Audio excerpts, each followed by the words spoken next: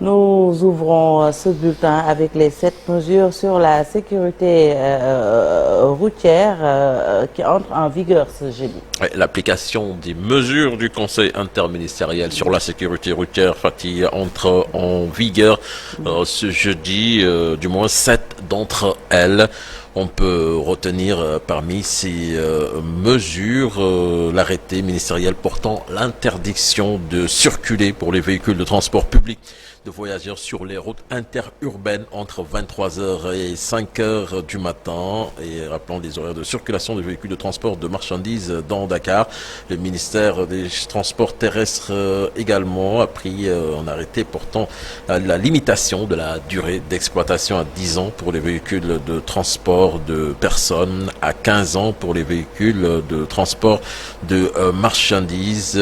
Également l'interdiction de toute transformation de véhicules destinés au transport de marchandises en véhicules de transport passagers.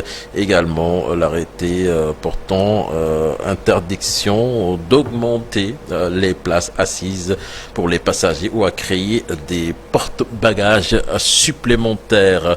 Puis retenez également que le chef de l'État, hier, en Conseil des ministres, a demandé à une mise en œuvre sans délai avec l'implication de toutes les parties prenantes des mesures arrêtées lors de ce Conseil interministériel sur la sécurité routière. Dans 15 jours, un projet de texte va interdire l'importation des pneus usagés, communément appelés pneus d'occasion. Cette décision a été prise justement lors de ce conseil interministériel sur la sécurité routière. Mais pour les vendeurs de pneus d'occasion, cette décision a été prise à la hâte, sans concertation. Abdoulaye Diop est allé à la rencontre de Seydou Ndiaye, un importateur de pneus d'occasion installé au stade Demba Diop. Ces pneus d'occasion viennent de sortir du conteneur. Ils sont importés de la Suisse. Pour Seydou Ndiaye, ils sont tous des pneus de qualité. C'est un pneu qui vient d'arriver. Mungini. Ça, c'est Pirelli, les marques qu'on a. Regarde. Ça, c'est des Pirelli. Mungini, Pirelli. Donc, c'est les marques réputées. D'ici 15 jours, un projet de texte sera adopté pour interdire l'importation des pneus usagés appelés pneus d'occasion. Cette décision prise lors du conseil interministériel n'est pas du goût de ce vendeur de pneus. Si on interdit l'importation des pneus d'occasion, tous les commerçants feront comme moi. Parce qu'on ne va pas arrêter. On a des gens qui travaillent dessus. On vend des pneus neufs et des pneus d'occasion. Mais pourquoi les pneus d'occasion sont-ils liés aux nombreux accidents de la route? On va à la salle de montage. Je travaille avec des pneus. On doit les enchaîner. Seydou explique les facteurs qui peuvent conduire à un accident de la route. Un bon pneu d'occasion, c'est pour 1 an et demi, 2 ans maximum. Un pneu neuf, c'est 5 ans, 6 ans. C'est-à-dire que si tu achètes un pneu à 10 000, tu ne vas pas dire que tu vas l'utiliser pour 5 ans. Non, non. Au bout d'1 an et demi, il faut le changer. Ou bien tu vas voir ton vulgarisateur ou quelqu'un qui te conseille. Vous interdisez quoi? Vous interdisez l'importation des pneus. Les gens vont utiliser les pneus poubelles qui sont dans le pays. Ils vont les refaire et les donner aux gens. Parce qu'ils vont travailler. Il y a des millions de jeunes qui travaillent dans ces pays. Après le montage, les pneus passent par la salle d'équilibrage. Peu de clients respectent cette règle selon Seydou. L'importation des pneus d'occasion sera interdite dans le territoire national. Mais pour ce vendeur, cette décision ne pourra pas être appliquée. Merci Abdoulaye Diop. Et puis retenez que à propos donc de l'accident de 6 kilos survenu le dimanche 8 janvier 2023, un nouveau décès a été enregistré ce mercredi 2023, donc portant le nombre de personnes ayant perdu la vie à 41. Fatiguant. Et puis un incendie s'est déclaré à la zone de captage tard dans la nuit, Chafidiane. Ouais, cet incendie qui s'est déclaré à la zone de captage tard dans la nuit. Les flammes qui ont emporté beaucoup de maisons en baraque, pas de perte en vie humaine signalée. Les sapeurs-pompiers sont venus sur les lieux pour maîtriser le feu. Fatih, je suis allé plus vite que la musique parce qu'on va rester toujours sur ces trajets de 6 kilos avec les propos de Serigne Sidi Ahmed Sy Ibn Dabar, qui à l'occasion du CRD spécial consacré au Gamou de Diacksao a vivement condamné les cas d'indiscipline souvent source d'accidents. Le gouverneur de Thiès, quant à lui, a pris des mesures contre ce fléau. Je propose de les écouter au micro de Cheikh Anta Diop et Sey Latir. Des choses il faut que les chauffeurs adoptent des comportements responsables sur la route et ne pas verser dans des cas d'indiscipline caractérisés souvent source d'accidents tragiques. Chauffeurs yi nañuy daw ndànk jàmm am na fi waaye jàmm dañ koy wootal ci wax yiw ak jëf yiw waaye tell ma rajax yóbbuwul kenn fenn ak tekki sa làmmiñ ku la neex taayaan. Le Sénégal a toujours été un pays de paix et de stabilité. Malheureusement, aujourd'hui, une partie de la jeunesse est en train de détruire cette image d'une beauté exemplaire et s'en prennent aux guides religieux. Je suis libre. Na la wóor ni boobu nag yaa ngi ci kaso bi nakkamtiwul te bés dina ñëw nga dajeeg moom. Et puis Koukandé et Santiyala reconnus coupables, condamnés à 6 mois ferme avec une amende de 2 millions de francs CFA pour chacun. Le verdict donc rendu par le tribunal de grande instance de Thiès. Ils étaient poursuivis pour les faits d'association de malfaiteurs, tentative d'escroquerie au préjudice de A.B. Ndiaye. C'est en Sénégalais donc vivant aux États-Unis. Et puis, Fatih, nous parlons de la disparition de l'adjudant.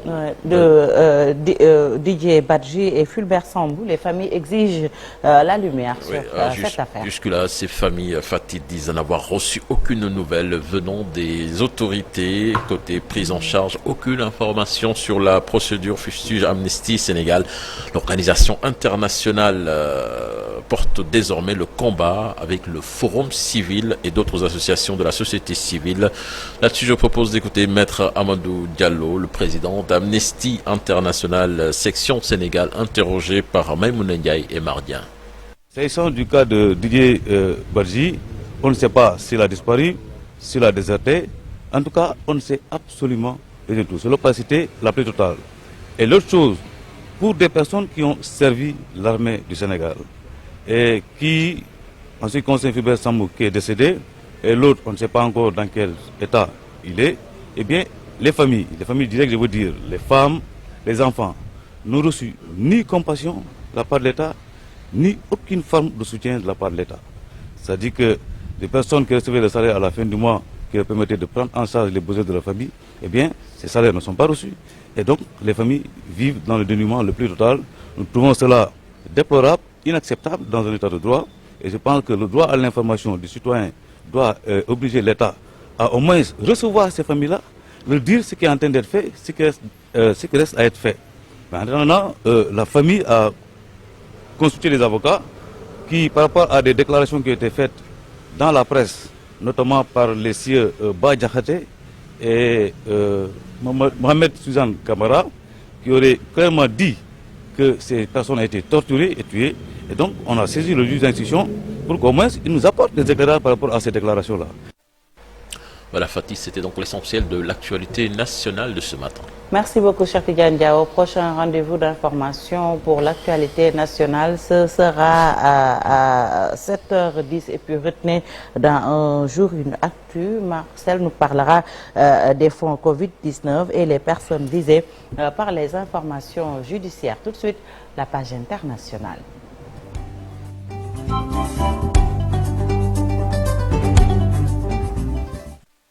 Au Mali, Cheikh Tidiane, le 14 janvier a été décrété journée de la souveraineté retrouvée. Ouais, lors du Conseil des ministres tenu au Mali, le président de la transition, donc le colonel Assimi Goïta, a décidé de déclarer la date du 14 janvier, journée de la souveraineté retrouvée. Par conséquent, cette journée sera chômée et payée. Une décision selon le communiqué qui nous est parvenu, qui vise à magnifier la grande mobilisation inédite et historique historique des millions de Maliens de l'intérieur, de la diaspora, ainsi que des amis du Mali pour dénoncer les sanctions illégales, illégitimes et inhumaines de la CEDEAO et de l'UEMOA contre le Mali. Nous allons aux États-Unis à présent avec cette panne informatique qui a bousculé le trafic aérien. L'incident qui a débuté dans la nuit de mardi à mercredi a affecté un système d'information crucial pour les pilotes et les équipages. Pour garantir la sécurité du trafic aérien, la FAA a décidé donc d'empêcher tous les décollages de vols intérieurs jusqu'à 9 heures sur la côte est du pays. À quelques exceptions près, le temps de résoudre le problème. Plus de 1100 vols ont été annulés et plus de 7300 étaient retardés. Selon des comptes du site spécialisé FlightAware vers 17h30 GMT, à l'aéroport Ronald Reagan situé près de Washington, les tableaux de départ étaient truffés de signalements rouges indiquant des retards. L'attention se porte désormais sur la cause de la panne, encore non identifiée par la FAA. Interrogé sur le sujet avant la levée de l'interdiction de décollage, le président américain Joe Biden avait dit s'être entretenu avec son ministre des Transports, mais ne pas connaître l'origine de la panne. Attentat à Kaboul, en Afghanistan, le groupe État islamique émet une revendication. Donc, l'organisation djihadiste a revendiqué cet attentat perpétré ce mercredi devant l'entrée du ministère afghan des Affaires étrangères à Kaboul, qui a fait au moins 5 morts. L'organe de propagande de l'État islamique, Hamas, a indiqué sur Telegram qu'un des membres de l'organisation est parvenu à dépasser les postes de contrôle des talibans avant de faire exploser sa ceinture explosive au milieu d'employés et de gardes alors qu'il sortait par l'entrée principale du ministère, faisant plusieurs morts dont des diplomates.